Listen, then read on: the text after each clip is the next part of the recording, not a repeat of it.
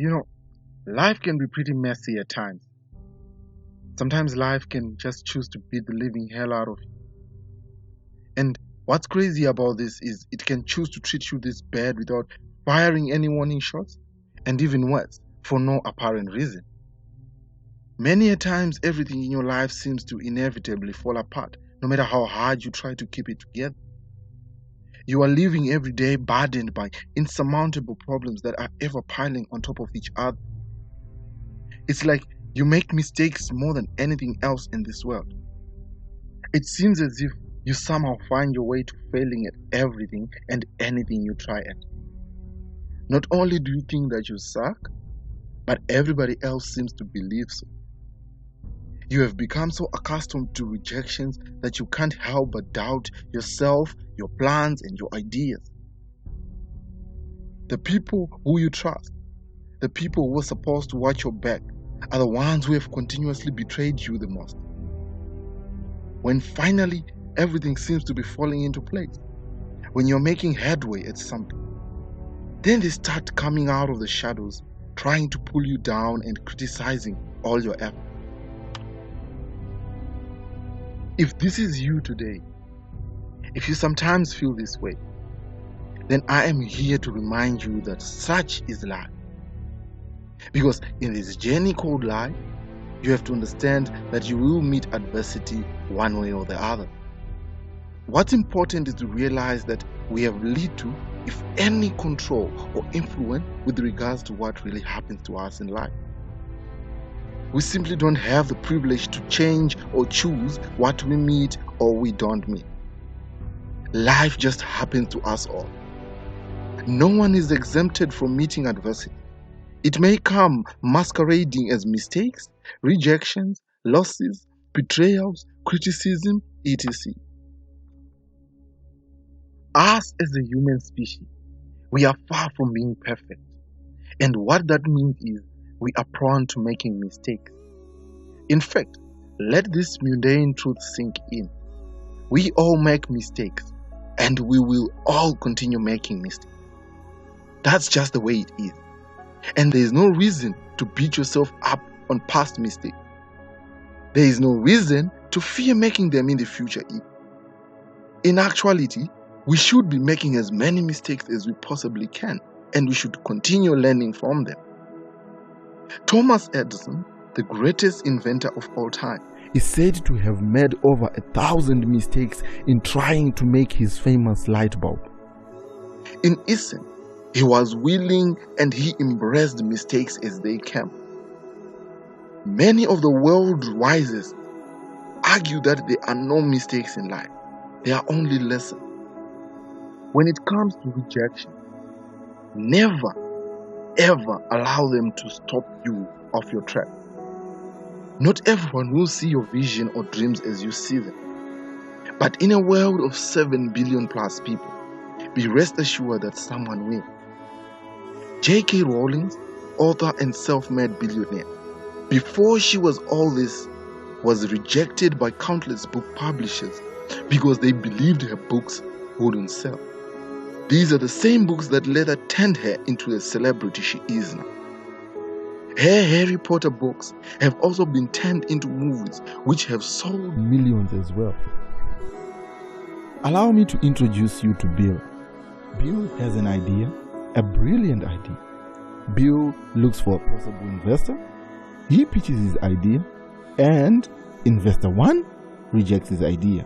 Investor 2 also rejects his idea. Bill doesn't take it personally or feel demotivated with these rejections.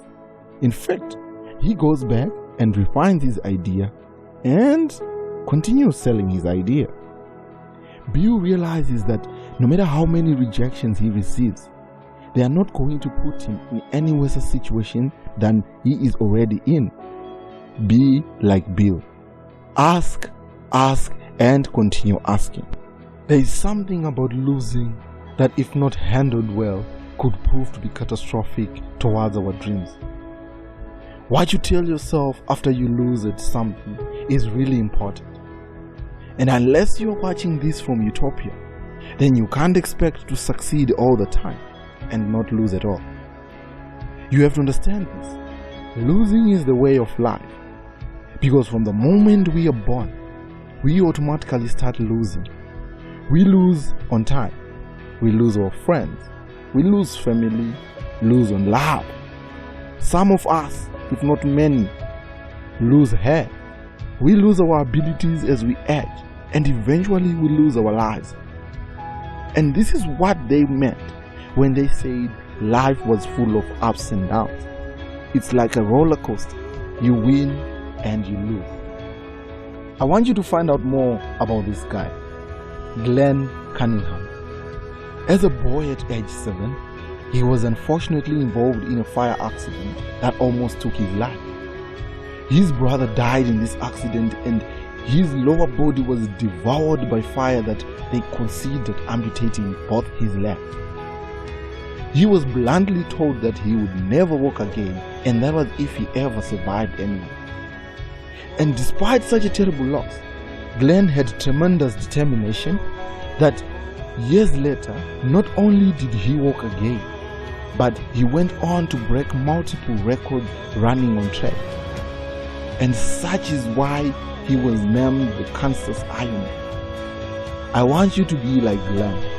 I want you to lose, but I want you to lose and march on. Trent Shelton said, no matter how good you are to them, it doesn't mean they'll treat you the same. No matter how much they mean to you, doesn't mean they'll love you the same. Sometimes the people you trust the most turn out to be the people you can least trust. I personally don't think there is anyone who could have put it more magnificently than this.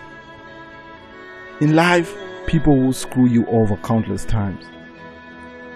You really can't control how others treat or respect you. All you can do is play your part and let the rest take its course. In the Bible, a story is told of how Joseph was sold into slavery by his own brothers. All because they were jealous that he was a dreamer and he was highly favored by their father.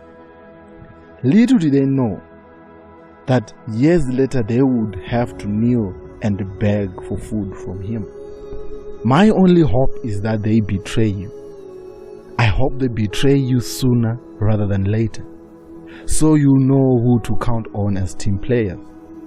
And when they do betray you, please show them the exit door. Here is what I know. Never in the history of humankind has there been someone who was able to lead a criticism-free life. In fact, if you look closely, you realize that the more a person seeks more out of life, the more that same person will be criticized for it. A Turkish proverb says, "The tree that bears fruit will be stoned." Take every criticism, therefore, as an indicator that you are actually pursuing something noticeable, something that makes others feel the need to criticize you. And if what you are doing is for the good and you are not stepping on anyone, then you have to view these critics as your fans who just have a hard time showing it. And as Theodore Roosevelt frankly alluded, it is not the critic who counts, but credit belongs to the man who is actually in the arena. As a key final takeaway, I want you to take on adversity as it comes. And remember that we don't get to control or choose whether undesirable situations occur to us or not. When we are struck by adversity, which will often happen, let us avoid monumentalizing it. Adversity does not define you, and it is not final. View adversity as bruises, not as a permanent tattoo. Never allow adversity to belittle your past by making you sad or angry. Never allow adversity to mar your present by making you uneasy. Never allow adversity to diminish your future by pumping anxiety into your vulnerable self. And finally, don't just go through adversity. grow through it.